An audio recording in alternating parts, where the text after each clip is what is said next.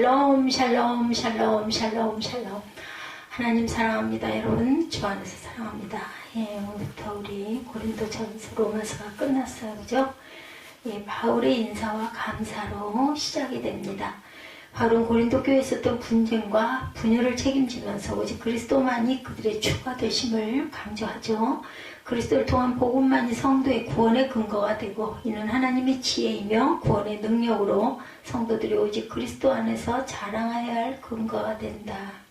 하나님의 뜻을 따라 그리스도 예수의 사도로 부르심을 받은 바울과 형제 소스데네는 고린도에 있는 하나님의 교회 곧 그리스도 예수 안에서 거룩하여지고 성도라 부르심을 받은 자들과 또 각처에서 우리의 주 곧 그들과 우리의 주 대신 예수 그리스도 이름을 부르는 모든 자에게 하나님 우리 아버지와 주 예수 그리스도로부터 은혜와 평강이 있기를 원하노라. 이렇게 인사를 하죠.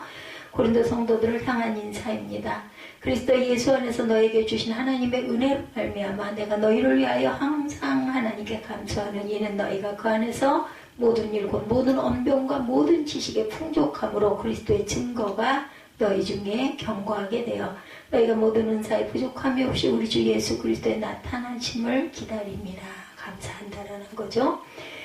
그리고 고린도 교회 성도들은 이루 말할 수 없을 정도로 문제가 많은 사람들이었죠. 그들의 문제 중에 그리스도인은 할 수 없을 정도로 부정하고 타락한 그러한 사람들이 많았어요. 그러나 그들의 거룩한 자들이라고 부르기를 바울은 주저하지 않았는데 이는 그들이 그리스도의 부속으로 말미암아 구원의 은총을 받았기 때문이라는 거죠. 종된 자로서의 문안 로마서 1장 1절에도 예수 그리스도의 종 바울은 사도로 부르심을 받아 하나님의 복음을 위하여 택정함을 입었다. 이렇게 인사하고 있어요. 아버지 아들 안에서 평강하기를 원하노라. 갈라디아서 1장 3절이죠. 우리 하나님 아버지와 주 예수 그리스도로부터 은혜와 평강이 있기를 원하노라. 바울의 감사의 조건에 대해서 말하고 있습니다. 7절에 보면 6절부터 그리스도의 증거가 너희 중에 견고하게 되어 너희가 모든 은사에 부족함이 없이 우리 주 예수 그리스도의 나타내심을 기다림이라. 주께서 너희를 우리 주 예수 그리스도의 내가 책망할 것이 없는 자로 끝까지 견고하게 하시랴. 너희를 불러 그의 아들 예수 그리스도 우리 주와 더불어 교제하게 하시는 하나님은 미쁘시도다. 10절이죠. 형제들아 내가 우리 주 예수 그리스도 이름으로 너희를 권하노니 모두가 같은 말을 하고 너희 가운데 분쟁이 없이 같은 마음과 같은 뜻으로 온전히 합하라. 바울은 고린도 교회 성도들로 인하여 하나님께 감사했는데 그 이유는 그들이 그리스도 안에서 모든 일 모든 구변과 모든 지식에 풍족하여 그리스도의 증거가 그들 중에 견고케 되었기 때문이다 라고 얘기하고 있죠. 6절이죠. 증거가 견고하게 되었다. 또한 그들은 모든 은사에 부족함이 없이 그리스도의 재림을 고대하고 있었기에 바울은 감사한다. 이 모든 것이 그리스도 예수 안에서 하나님께서 베푸신 은혜로 말미암은 것을 강조하죠. 모든 은사에 부족함 없이 우리 주 그리스도의 나타내심을 기다리고 있기 때문이다. 주께서 너희를 우리 주 예수 그리스도의 나를 책망할 것이 없는 자로 끝까지 견고하게 하실 것이다. 이 모든 것이 그리스도 예수 안에서 하나님께 베푸신 은혜로 말미암은 것이라는 거죠. 믿음을 온전케 되며 감사함대 로마서 1장 8절에 먼저 내가 예수 그리스도로 말미암아 너희 모든 사람에 관하여 내 하나님께 감사함은 너희 믿음이 온 세상에 전파되미로다. 풍성함을 인하여 감사한다. 고린도 후서 8장 7절입니다. 오직 너희는 믿음과 말과 지식과 모든 간절함과 우리를 사랑하는 이 모든 일에 풍성한 것 같이 이 은혜에도 풍성하게 할지니라. 믿음이 온 세상에 전파되미로다.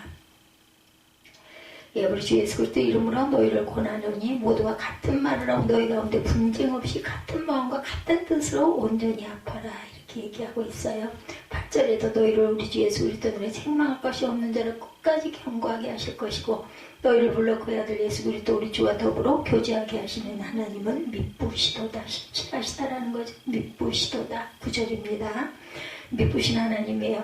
하나님께서 고린도 교회 성도들을 그리스도께서 재림하실 때 책망할 것이 없이 견고한 자로 하실 때 견고한 자로 부르셨다라고 6절에 그리스도의 증거가 너희 중에 견고하게 되어 모든 은사가 부족함이 없이 우리 예수 그리스도의 나타내심을 기다리고 있다.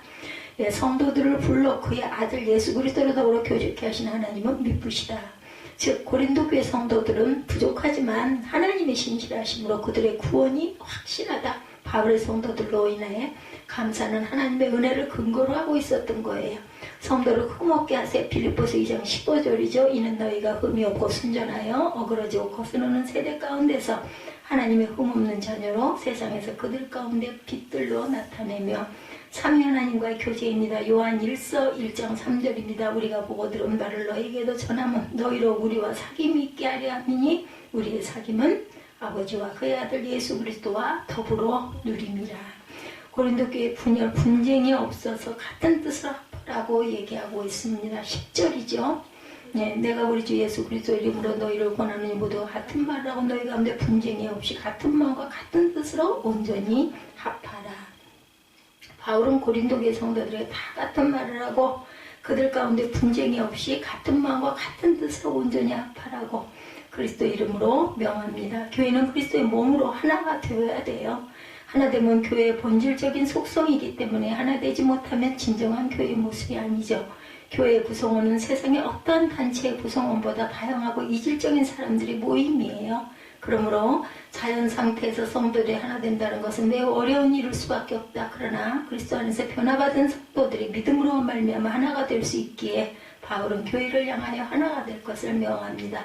복음과 신앙의 한 뜻이 되어야 한다. 빌립보서 1장 27절에 오직 너희는 그리스도의 복음에 합당하게 생활하라. 이는 내가 너희에게 가보나 떠나 있으나 너희가 한 마음으로 서서 한 뜻으로 복음의 신앙을 위하여 합력하는 곳과 무슨 일에든지 대적하는 자들 때문에 두려워하지 아니하는 이 일을 듣고자 함이라. 이것이 그들에게는 멸망의 증거여 너희에게로 구원의 증거는 이는 하나님께로부터 난 것이라. 예. 멸망의 증거이기도 하고 구원의 증거이기도 하다. 우리가 어떻게 하느냐에 따라서 그죠? 하나님께로부터 난 것이다. 거룩한 자로서 하나가 되어야 된다. 히브리서 2장 11절 거룩하게 하시는 이와 거룩하게 함을 입은 자들이다. 한 근원에서 난지라. 그러므로 형제라 부르시기를 부끄러워하지 아니하고 이르시되 내가 주의 이름을 내 형제에게 선포하고 내가 주를 교회 중에서 찬송하리라 하셨으며 고린도 교회 분쟁이 돼서 바울은 고린도 교회에 있었던 분쟁을 언급하면서 그들의 잘못을 지적하고 있습니다. 11절에 내 형제들아 근로의 지편으로 너에게 대한 말이 네게 들리니 곧 너희 가운데 분쟁이 있다는 것이라 이렇게 얘기하고 있죠. 12절에 내가 이것을 말하거니와 너희가 각각 이르되 나는 바울에게 나는 아볼로에게 나는 게바에게 나는 그리스도에게 속한 자라 한다는 것이니 그리스도께서 어찌 나뉘었느냐. 바울이 너희를 위하여 십자가에 못 박혔으며 바울의 이름으로 너희가 세례를 받았느냐. 나는 그리스도와 가요 외에 너희 중 아무에게도 내가 세례를 베푸지 아니한 것을 감사하노니 이는 아무도 나 이름으로 세례를 받았다 말하지 못하게 하려 함이라. 말하죠. 각각 말하기를 바울에게 어떠냐 아볼로에게 어떠냐 게바에게 어떠냐 그리스도에게 속하였다고 했다는 거예요. 서로 각각 내가 잘났다 네가 잘났다 나는 누구의 문화생이야 이랬다는 거죠. 이러한 말들은 그리스도 안에서 하나가 되어야 할 교회를 나뉘게 하였고 서로 미워하게 하는 요인이 되었다. 서로가 당을 지어 나뉘는 것은 교회를 교회되지 못하게 하는 행위로 성도가 마땅히 피하여야 할 일임에도 불구하고 고린도 교회 성도들은 복음을 오해하여 이와 같은 분열을 초래하게 되었다. 네가 잘났다 내가 잘났다 했다는 거죠. 난 누구 제자야. 육신에 속한 자들의 속치죠. 고린도전서 3장 3절에 너희는 아직도 육신에 속한 자로부터 너희 가운데 시기와 분쟁이 있으니 어찌 육신에 속한 사람을 따라 행함이 아니겠느냐. 사역자를 중심으로 고린도전서 3장 4절에 어떤 이는 말하되 나는 바울에게라 하고 다른 이는 나는 아볼로에게라 하니 너희가 육의 사람이 아니리요. 너희 그렇게 하는 건 육의 사람의 모습이라는 거예요. 그리스도 이름으로 세례를 받은 성도라는 거예요. 나는 너희를 세례를 베푼 적이 없다라는 거죠. 오직 그리스도께서 주셨다. 바울은 고린도 교회 성도들이 서로가 복음을 전해주는 자들로 인하여 당을 짓게 되자 그들의 행위가 복음에 유예된 것임을 증거하죠. 복음을 증거한 자들은 오직 그리스도 일꾼으로서 부름을 심부름을 하고 있는 거예요. 청직이에요. 청직이. 그들의 성도들을 구원한 것은 절대로 아니죠. 바울은 그들에게 자신의 이름으로 세례를 받았느냐고 질문하면서 오직 그리스도의 이름으로 세례를 받았으므로 모두 성도가 다 그리스도께 속한 자들이다 강조하고 있습니다. 17절에 그리스도께서 나를 보내시면 세례를 베풀게 하려 하심이 아니요 오직 복음을 전하게 하려 하심이로다. 말의 지혜로 하지 아니하면 그리스도의 십자가가 되지 않게 하려 함이라 딱 얘기하죠. 그래서 십자가의 도를 18절부터 얘기하고 있습니다.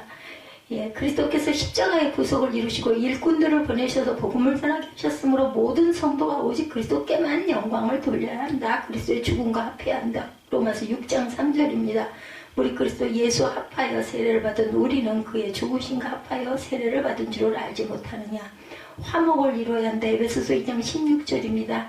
또 십자가로 이 둘을 한 몸으로 하나님과 화목하게 하려 하심이라. 원수된 것을 십자가로 소멸하시고 오셔서 먼 데 있는 너에게 평안을 전하시고 가까운 데 있는 자들에게 평안을 전하셨으니 이는 그로 말미암아 우리 둘이 한 성령 안에서 아버지께 나아감을 얻게 하려 함이라. 우리 모두는 성령, 한 성령 안에서 그저 새로 태어났어요.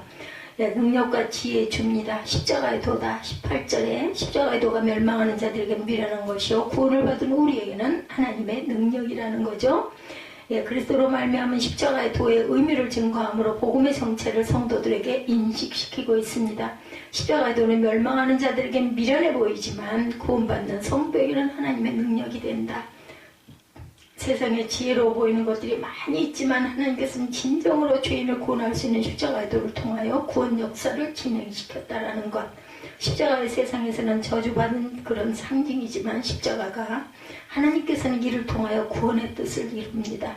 또한 복음을 세상에 증거함에 있어서 전도라는 미래를 보이는 방법을 사용하셨는데 이는 하나님의 주권적인 역사에 의해 구원이 이루어짐을 증거하기 위함이다. 하나님의 능력이 됩니다. 로마서 1장 16절입니다.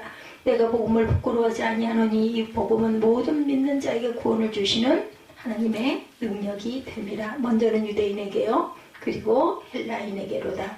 지혜자에게 숨겨져 있어요. 마태복음 11장 25절에 그때 예수께서 대답하여 이르시되 천지의 주제이신 아버지여 이것을 지혜롭고 슬기 있는 자들에게는 숨기시고 어린아이들에게는 나타내심을 감사하나이다. 그래서 우리가 신령이 어린아이와 같아야 얼른 은혜를 받죠.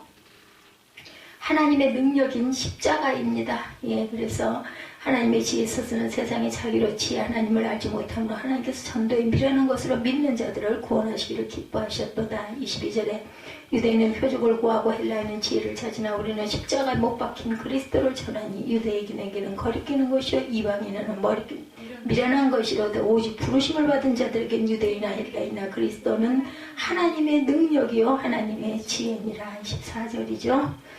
바울은 유대인은 표적을 구하고 헬라는 지혜를 찾으나 자신들은 오직 십자가에 못 박힌 그리스도를 전함을 증거하며 비록 자신들이 전하는 복음이 유대인에게는 꺼림이 되고 이방인에게 미련한 것으로 취급을 받지만 하나님의 구원의 능력이 이렇게 된다.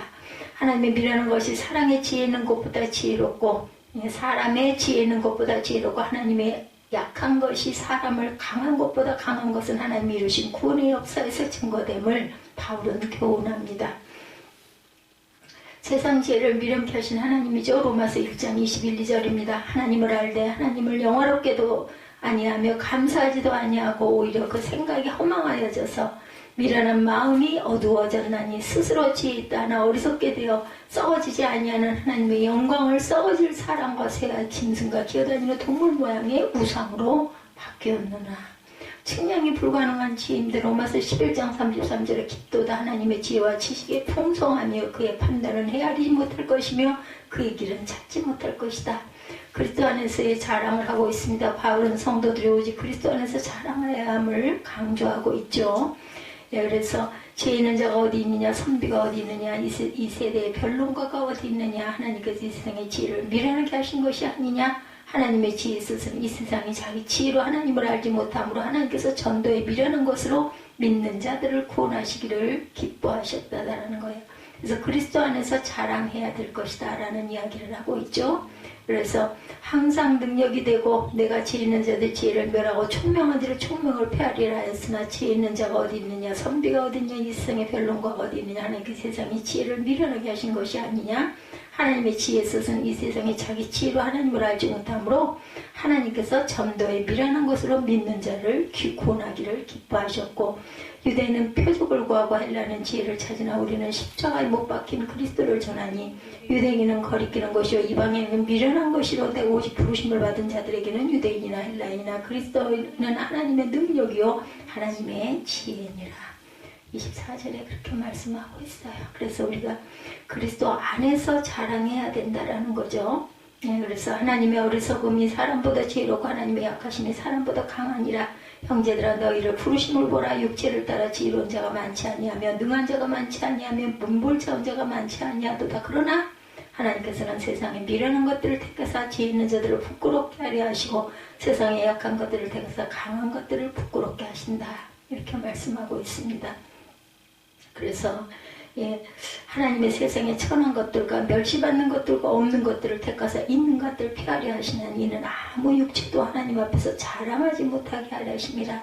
너희는 하나님으로부터 나서 그리스도 예수 안에 있고 예수는 하나님으로부터 나와서 우리에게 지혜와 의로움과 거룩함과 구원함이 되셨으니 기록된 바 자랑하는 자는 주 안에서 자랑하라 함과 같게 하려 함이라. 우리는 그리스도 안에서 자랑해야 된다라는 거예요. 마지막 절 31절이 자랑하는 자는 주 안에서 자랑하라 함과 같게 하려 함이라. 성도들이 오직 그리스도 안에서 자랑하여야 함을 강조하죠. 바울은 하나님의 부르심을 받은 자들이 지혜 있는 자가 많지 않고 능한 자가 많지 아니하며 문볼 좋은 자가 많지 않음을 상기시키면서 하나님께서 세상에서 약하고 미련한 자들을 택하셔서 세상에 지혜롭고 강한 자들을 부끄럽게 하심을 교훈하십니다. 이는 구원받은 자들로 자신의 것을 자랑하지 않고 오직 그리스도 안에서 자랑하게 하려 합니다. 새 생명을 얻었어요. 로마서 6장 4절이죠. 그러므로 우리가 그의 죽으심과 합하여 세례를 받음으로 그와 함께 장사되었나니 이는 아버지의 영광으로 말미암아 그리스도를 죽은 자 가운데서 살리신 것 같이 우리로 또한 그죠? 새 생명 가운데서 행하게 하려 합니다. 진리 안에서 행해야 되죠. 요한서 1장 3절입니다. 형제들이 와서 내게 있는 진리를 증언하되 내가 진리 안에서 행한다 하니 내가 심히 기뻐하더라. 우리가 진리 안에서 무엇이든지 행할 줄 알아야 된다는 거죠. 성도는 세상에 어떤 것으로 자랑하며 가치를 두어 서로 분쟁하지 말고 오직 그리스도 안에서만 자랑함으로 서로 하나가 되어야 한다. 이는 하나님께서 죄인을 구원하신 목적으로 구원받은 성도는 오직 하나님의 영광만을 전하고 증거해야 하는 의무와 책임이 있다. 그래서 하나님은 미쁘시도다 이렇게 말씀하고 있어요. 하나님의 뜻을 따라 그리스도 예수 안에 사도로 부름받은 바울과 형제의 소수대는 이렇게 시작이 되죠. 7절에 너희가 모든 은사에 부족함이 없이 우리 주 예수 그리스도의 나타나심을 기다림이라. 주께서 우리 주 예수 그리스도를 책망할 것이 없는 자를 끝까지 경고하게 하시라. 마지막 9절입니다. 너희를 불러 그의 아들 예수 그리스도 우리 주와 더불어 교제하게 하시는 하나님은 미쁘시도다. 미쁘시다는 뜻은 신실하신 하나님, 변함이 없으신 하나님. 그래서 God who has called you, 너희를 불렀어요. 우리를. 미쁘신 하나님께서. 어떤 소년이 서울에서 공부하다가 방학이 되어서 농촌으로 자기네 고향으로 돌아옵니다. 하루 종일 아버지가 땀을 흘리며 밭을 가는 것을 보고 도와드려야 되겠다 생각이 나요. 소년은 소를 몰고 밭을 갈았대요. 서투른 쟁기질로 한참 갈다 보니 아버지가 그 간 밭의 고랑은 똑바른데 자기가 간 밭고랑은 구불구불 구부러져 있더라죠. 아버지는 이걸 보고 처음 보습질을 할 때는 앞에 목표를 세우고 나가야 똑바로 갈 수 있단다 이렇게 가르쳐 주십니다. 소녀는 그 말을 마땅히 여기서 두개 누워 풀을 뜯고 있는 황소의 목표를 둡니다. 그래서 역시 고랑은 그런데 똑바르지가 않더래요. 그래서 아버지는 황소가 자꾸 움직이니까 너희 고랑도 구부러지는 것 아니니 이렇게 또 알려줍니다. 움직이지 않는 것에 목표를 두어라. 이제 소녀는 앞에 우뚝 솟은 그 포포라 그 나무에 목표를 두고 밭을 갈았더니 똑바로 밭을 갈 수가 있더랍니다. 여기 세 가지 인생관이 있죠. 하나는 목표 없는 인생, 두 번째는 환경을 따라 변하는 인생, 마지막으로 영원히 변함없으심을 하나님께 소망을 두는 인생이 세 인생이죠. 성도는 우리의 영원한 소망이신 하나님께 목표를 두어야 한다는 것. 성도는 예수 안에서 하나님 안에서 참된 소망 있는 삶을 살아내야 합니다. 오늘은 소망 있는 삶. 고린도의 역사이죠. 고린도는 오늘날 그리스도 반도 남쪽에 있는 도시로서 해발 600m의 높은 지대에 있어요. 고린도는 두 개의 항구가 있는 항구 도시죠. 남북으로 육로를 연결하고 동서로는 해로를 연결하는 교통의 요충지이기도 합니다. 외래 선박에 이팡이 잦아서 상품의 수출입이 매우 활발한 그런 도시였어요. 말하자면 우리나라의 부산쯤에 되지 않을까 싶습니다. 고린도가 교통의 요새고 항구 도시인 만큼 역사도 아주 복잡하죠. 고린도는 BC 7세기의 전성기였는데 BC 146년에 로마군에게 점령을 당해서 시민들이 학살되고 노예로 끌려가 아주 어려움을 겪게 됩니다. 그래서 1세기 동안 폐허의 도시로 지나갑니다. 그 후 BC 46년에 줄리어스 시저가 고린도의 상업적 군사적 중요성을 알고 고린도를 재건합니다. 1년 후에. 로마 황제 시저는 로마 군인들이 제대할 때 로마 시민권과 땅을 주고 고린도에 정착을 시켰대요. 그래서 로마에 충성하고 편안한 생활을 하려는 사람들이 계속 몰려오고 장사하는 사람들이 자연히 따라오고 이 시기에 유대인들도 고린도로 많이 이주를 하게 됩니다. 우리가 신도시 건설할 때 일어나는 일들을 생각해보면 알 수가 있죠. 그러나 이렇게 외국 선박이 자주 들어오는 무역항이기 때문에 각종 인종이 많이 섞여 살기도 했지만 도덕적 타락이 극에 달했어요. 많은 인종이 섞여 살다 보니까 특히 애굽의 북쪽 항구 도시 알렉산드리아에서부터 우상천지가 되었고 빈부의 격차가 심해서 인구 65만 중에 40만 명이 노예였다고 합니다. 노예들은 로마 시민권자에게 착취를 당하기 일쑤였고 고린도는 사치방탕이 오늘날 대도시들과 다름없었고 매춘과 음행이 심해서 고린도 사람은 방탕한 사람들이라는 대명사로 별명이 그 코린도인 하면 아주 딱 그들은 방탕한 사람들이다, 타락한 사람들이다. 이렇게 타락하고 절망적인 죄악의 도시에 복음이 들어간 거죠. 바울이 제2차 선교 여행 중이던 AD 51년 말에 고린도에 도착을 해서 18개월 동안 머물며 복음을 전했는데 큰 성과를 거둡니다. 이때 고린도 교회가 서게 되죠. 사도 바울은 자신이 전도하여 개척한 고린도 교회가 언제나 자랑스럽고 기도의 제목이었어요. 그런데 당시 훈련된 교육자가 없어서 교회가 무질서하고 교인들의 신앙도 분명하지가 않았다고 그러죠. 여기저기서 이단적인 도전도 많고 교인들끼리 의견도 부딪고 분분했죠. 나는 누구 판, 너는 누구한테 은혜 받았니, 너는 누구 제자니, 이렇게 서로 도토리 키재기를 했다는 겁니다. 그래서 빛과 소금의 역할을 감당하기는커녕 세상의 범죄가 교회까지 들어오고 파당을 짓기도 하죠. 무질서한 결혼 생활과 기독교의 생명인 예수님의 부활을 의심하는 사람들도 굉장히 많았다 그래요. 그래서 바울은 AD 57년 에베소에 머물며 성도들이 바른 믿음으로 신앙생활을 하도록 책망하며 하나님의 말씀으로 고린도교회 성도들을 가르친 내용이 바로 고린도전서입니다. 그래서 이런 배경을 알면 고린도전서를 이해하는 데 좀 도움이 되겠죠. 고린도는 잘 발달된 무역항이고 많은 사람들이 살았다. 그러다 보니까 많은 사람들이 그 유대인들뿐만이 아니라 많은 그런 인종들이 섞여 살았어요. 타락한 도시였는데 바울은 이곳에 교회를 개척을 합니다. 사실은 타락한데 교회가 쓰는 게 맞죠. 훈련받은 교육자가 없어서 성도들의 신앙은 약하고 보실 곳이 없었고, 그래서 바울은 성도들에게 말씀을 바르게 가르칩니다. 어지러운 이 세상에 살지만 예수 안에서 참된 신앙의 승리자가 되어야 한다. 바울의 소원이었어요. 이제 본문을 구체적으로 보며 한번 바울의 편지의 내용을 보죠. 바울의 편지 처음엔 일반적인 인사도 있지만 고린도전서의 방향을 제시하고 있어요. 서론인 인사와 감사에서 메시지의 제목, 교회의 연합과 순결, 신령한 은혜와 영광스러운 미래에 대해서 말하고 있죠. 바울의 마음은 고린도 교회가 철저히 예수님 중심의 교회, 하나님 중심의 교회가 되기를 간절히 바랍니다. 타락하고 술 취하고 방탕하고 우상이 많고 이런데 교회가 일어서면서 그런 것들을 타파하는 게 사실은 정말 개척이죠. 1절에서 9절까지 그리스도라는 칭호가 9번 나옵니다. 그래서 이 편지는 사사로운 개인 편지가 아니고 사도적인 편지다. 바울의 안타까움은 세속화된 고린도 교회가 예수님 중심의 교회, 하나님 중심의 교회로 변화되기를 간절히 소원합니다. 1절에서 9절에 하나님의 뜻을 따라 고린도에 있는 하나님의 교회, 하나님 우리 아버지 하나님의 은혜로 항상 하나님께 감사하노니 하나님은 미쁘시도다. 6번의 고백은 오늘을 살아가는 우리에게 여러 가지 깊은 뜻을 가르쳐줍니다.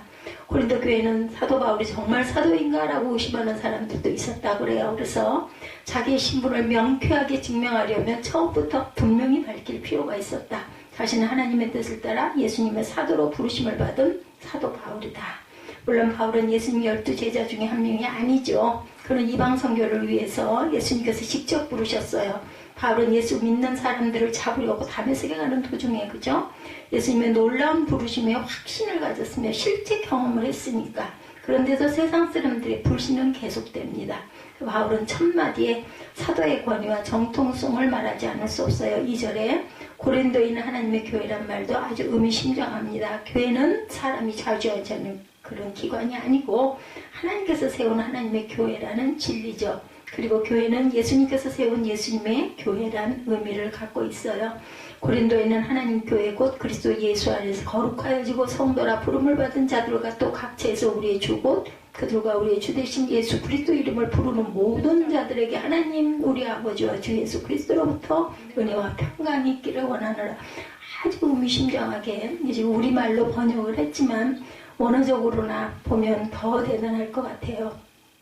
세상에 있는 모든 교회는 그때나 지금이나 하나도 다를 것 없이 똑같은 문제. 그 이유는 인간은 그때나 지금이나 하나님 앞에 모두 죄인이죠.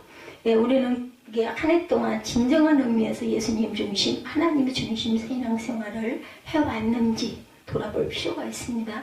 또한 우리 교회는 하나님의 말씀을 전하고 바르게 지키는 예수님 중심, 하나님 중심의 교회가 되어가고 있는지, 그러려면 언제라도 인간 중심의 판단과 이기적인 신앙을 버려야 되죠. 우리가 손해를 볼지라도 하나님의 영광을 우선순위로 해야 되는 그런 교회로 바로 서야 되겠죠. 수고는 우리가 하고 영광은 하나님께서 받으시도록 해야 합니다. 누구나 자기를 몰라준다고 불평하기 시작하면 끝이 없어요.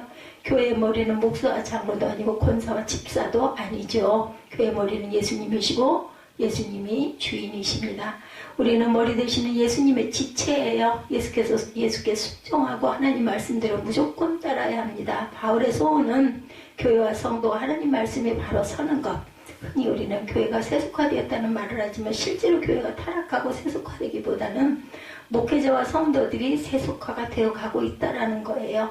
하나님의 소원은 교회가 말씀에 똑바로 서는 것, 하나님 말씀에 굳게 세워지는 교회와 성도들이 되어야 되겠죠.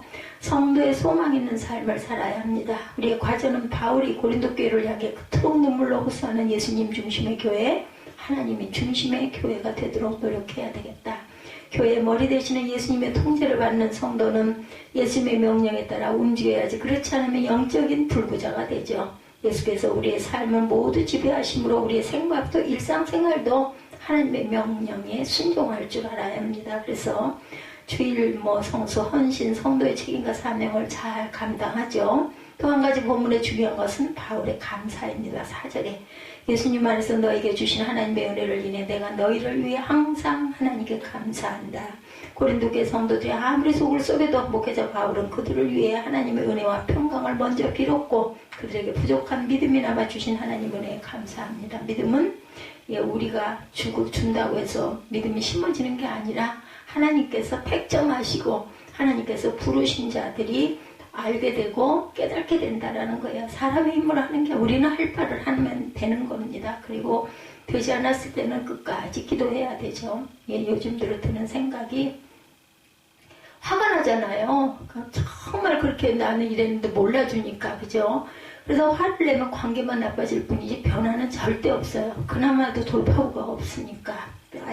아이를 기르면서도 보니 그렇더라고요. 아무리 속이 뒤집어지고 썩어 문드러져도 그냥 또 숨을 크게 한번 쉬고 아니면 아무 말 않고 눈을 감고 한참 있다가 그걸 새기고 또 그나마라도 좀 다행스럽다는 건 또 와가지고 또 이렇게 쳐다봐요. 제가 말을 안 하고 그렇게 하고 있으면은 또 민감한 부분은 있어가지고 어떻게 해요. 웃어야지 방법이 없죠.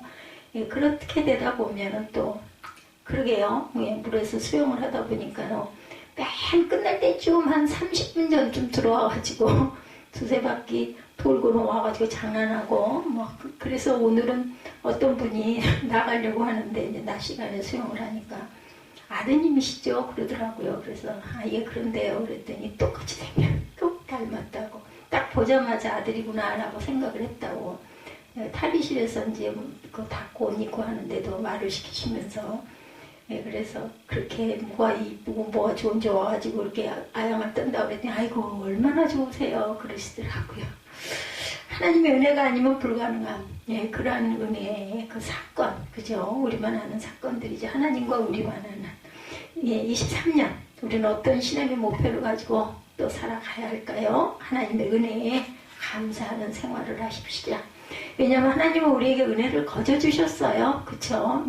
자랑할 게 아무것도 없습니다. 우리가 특별히 잘나서 특별히 선행을 많이 해서 특별히 뛰어나서 하나님의 우리를 보시고 아시고 이렇게 은혜 주신 게 아니죠. 예수님의 피공로로 우리가 구속함을 받았고 그 은혜에 우리는 감사할 수밖에 없다. 값없이 주셨어요. 한 해 동안 예수님의 구속의 은혜에 더욱 감사하며 살아가십시다. 감사하며 살며 감사할 일이 더 많아집니다. 그래서 제가 아까 그 얘기했죠. 그러다가 정말 되면 어쩌려고 그래. 그 얘기가 그냥 한 얘기가 아니에요. 이런 마음이 들어요. 뭐 아니어도 어쩔 수 없지만 저는 그렇습니다. 불평이 많고 비판적인 성격인 사람도 하나님의 은혜에 감사가 나오기 시작하며 신앙의 변화가 오고 세계관과 인생관이 바뀌게 됩니다. 정말 조금만 바뀌면 그러면 그 다음은요 참 편한 그 고리가 안 풀려. 그 부정적인 그 고리, 그 눈, 그것만 조금만 각도만 바꾸면 되는데 나만을 위해 사는 이기적인 사람도 감사하기 시작하면 이웃과 세계에 대한 눈이 열리고 하나님께 헌신의 삶이 시작됩니다. 마지막으로 바울은 고린도 교회 성도들의 큰 소망을 제시했습니다. 제가 아까 그 탈의실에서 같은 수용했던 회원 얘기를 하면서 나중에 돌아오면서 느낀 생각은 참 그게 그냥 얘기, 사사로운 얘기죠. 뭐 칭찬을 한 것도 아니고 아무것도 아닌데도 그냥 왠지 그래도 가슴이 훈훈하고 따뜻한 그런 인사를 할 수도 있는데 마음에 아무 생각 없이 내뱉는 말 한마디가 상대방을 며칠 두고 상처가 나게 하는 말을 던진 그 사람은 과연 생각이나 할까? 생각을 하는 사람은 그렇게 안 하죠. 바뀌고 변하겠죠. 아, 내가 참 잘못했구나. 아, 그렇구나. 이런 생각을 요만큼도 안 하는 거예요. 할머니라고 했던 분. 그죠? 기가 막힌 거죠. 어떻게 그렇게 호칭을 할 수가 있는가. 그래도 어떤 분은 그런 얘기 하더라고요. 그래서 제가 그랬어요. 사회생활은 안 하신 분인 것 같더라. 라고 딱 한마디를 했더니 맞다고. 정말 이상한 아줌마들 많다는 거죠. 어떻게 그렇게 그 사회생활을 하면 절대 그렇지가 않을 텐데 하다못해 드라마라도 좀 보면 그죠? 그 시대의 언어나 이런 거 모습이나 이런 걸 보지 않아요? 저는 간접 경험을 하는데요. 그런 걸로 요즘에는 늘 저렇게 얘기하고 저렇게 행동하고 저런 모습들을 갖고 있구나. 눈에 거슬리는 것도 있지만 내가 몰랐던 거 깨달는 것도 있는데 배워야 되지 않겠나. 그래서 우리 옛말에 3살 버릇이 여든 가고 3살 꼬마에게 배울 것도 있다라는 얘기가 반드시 있다라는 거예요. 함께 가야 되잖아요. 함께. 내가 세대가 늦었다고 해서 나만 고집을 하고 주장해서는 안 됩니다. 함께 따라가고 동화되고 도저히 소화가 안 되는 거는 슬그머니 그 자리를 벗어날 수밖에 없죠. 어떻게 다 따라갈 수 있겠어요. 근데 그래도 중간 정도는 가야 되지 않을까. 알아는 듣고 그죠? 조심은 좀 해야 되지 않을까. 나이가 많은 게 자랑이 아니에요. 그죠? 함께 섞여가야지. 앞으로는 고령화 인구가 굉장히 많은데 그래서 젊은이들이 굉장히 귀하죠. 일꾼들이 굉장히 적을 것 같아. 제가 예전에 그죠? 한 20년쯤 그 이전에 제가 느낀 생각이 지금 눈에 보이고 있는 거예요. 제가 그 세월을 오다 보니까 그 다음에는 장가가기도 힘들겠다 그런 생각을 했어요. 예. 남자아이들이 많고 딸아이들이 부족하다 이런 얘기가 한참 있었을 때 6, 7절에 보면 예수님의 증거가 너희 중에 경고케 되어 너희가 모든 은사에 부족함이 없이 우리 주 예수 그리스도의 나타나심을 기다립니다. 이렇게 얘기하고 있습니다. 우리가 소망을 갖고 오래 참는 이유를 9절 끝에 설명하기를 하나님은 미쁘시도다. 미쁘다는 건 신실하신 하나님, 변함이 없으신 하나님이죠.